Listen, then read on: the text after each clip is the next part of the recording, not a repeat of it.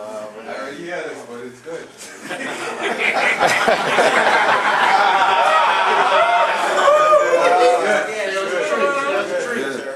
Dying empty implies that someone has found their future. They're about to pass off the scene, and they want to leave their legacy behind them, like the good Lord did when he was here. He trained his disciples and he left them, and now we have the gospel. I first heard this terminology, die empty, by Dr. Munroe. And he quoted a text out of the Bible that says, and Methuselah lived 969 years, and then he died. It said nothing else about him. Did he just live 969 years? What did he do? It was in 1953 or thereabouts that a young Sir Lyndon Pinling, who had been off in England for 4 years in school consecutively, came back and he sat next to the new managing director, who was an Englishman from Finco.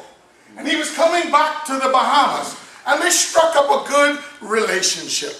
Many black lawyers had come here before him, and they were bought out by the white oligarchy. So Lyndon came to empty himself on his people. Of course, the new managing director from Finco did not know what was going on, so he promised to send Sir Lyndon, who would set up his own office, some mortgages. He came in and he sent him the first 3 mortgages.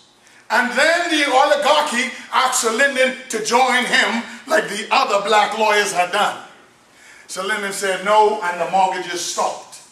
And because those mortgages stopped, your parents, mine, all of them were able to go off and get education because he wanted to die empty by educating his people. Not only did he do that, at the end of his time in dying empty, at the end of his time, he had produced more than 1,000 accountants in this country where they were not. More than 1,000 lawyers where they were not. More than 1,000 doctors where there were no Bahamians. He died empty. Gone, man. And he left us a country.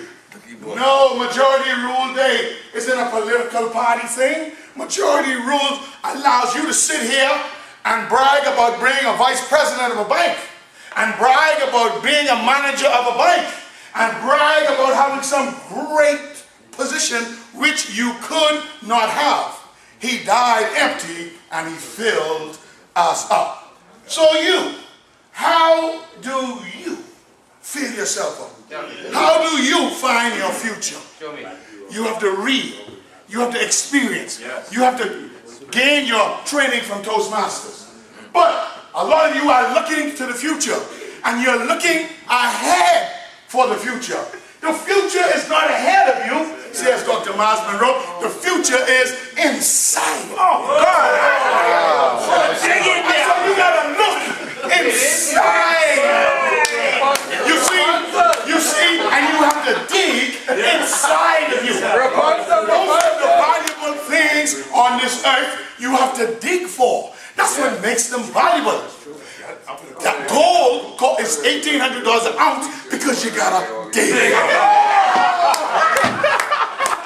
Diamonds are rare because you gotta dig. Oil is expensive because you gotta dig. Oh, and even the good Lord says, I am with you. I am in you. Greater is he that is in you that's in the world. And so when you dig inside of you,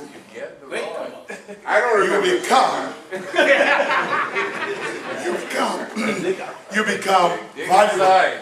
And so your future, young man, is not ahead of you. It is the experiences that are in you. All great ideas in this country and in this world came from inside of somebody. So if you want to find your future, please look inside of you. Now, in looking inside of you, you're going to die. You're only given 70. Politicians, Politicians in this country and in this region do not name their successors. Nobody wants to pass on what they know. And so when I tell you that story just now about Sir Lyndon, you're all mesmerized. Because he did not pass on and choose his successor to carry on his legacy. And that's what politicians' problems are. They want to stay in power and not share their legacy. And so I say to each of you tonight, if you want to be a mentor, there are three things you must do. One, you must have example. You must live example. You know, my mentor was Bernard Hanna. No Bernard Hanna, no Keith Major in insurance. No Bernard Hanna, no Keith Major speaker. He mentored me. And when I was here at 7:45 tonight, he was here. Wow. He lived and continued to live an example. Past presidents want to come in the meeting late. And they want to mentor people. Past presidents want to make noise. They want to not honor the chair. And bad example. You have to live the example. So the first thing to do is to be an example. The second thing you want to do is engage. You want to engage. The younger members, talk to them openly. Talk to them privately. I talked to David Brown last week, publicly. I said, son, why are you always making noise? You haven't done anything yet. All you did is cut the locks off your hair. What else? Be quiet. Get and complete your manuals and do some things. I engage them publicly, and then after the meeting, I grab them, I hug them, I say, son, get into the program. You want to mentor people? Engage them. And the third thing you want to do in mentoring people, which is emptying yourself, is you want to encourage them.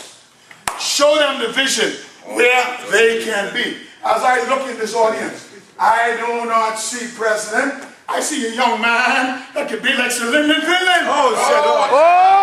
Andres! I tell you, a year ago, I told Anwar Lewis in College Palatial, I said, come to the meeting early every night. Yes, sir. Do not focus on those in the back. No. Build your own trail. Yes. At the end of the year, one of them was Toastmaster of the Year, and the other was Speaker of the Year. One was the son of a preacher man, and the other one was ice cream.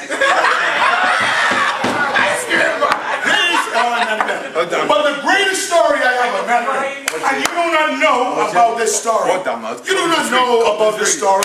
He mentored me, I mentor others. That's why I hang around. You don't know about this story. Amen. President Charlie Bolden, during his campaign, he called me and he said, I have 6 names. I said, you need 7. He said, I have no sergeant at arms. I said, your sergeant at arms? Devon Taylor. He said, why? I said, because one night I was an impromptu chairman. And he came and he did an impromptu icebreaker. And he did Speaker of the Night. Something came out of him. So where's Devon Taylor today? He is a sergeant at arms. He gives you great opening.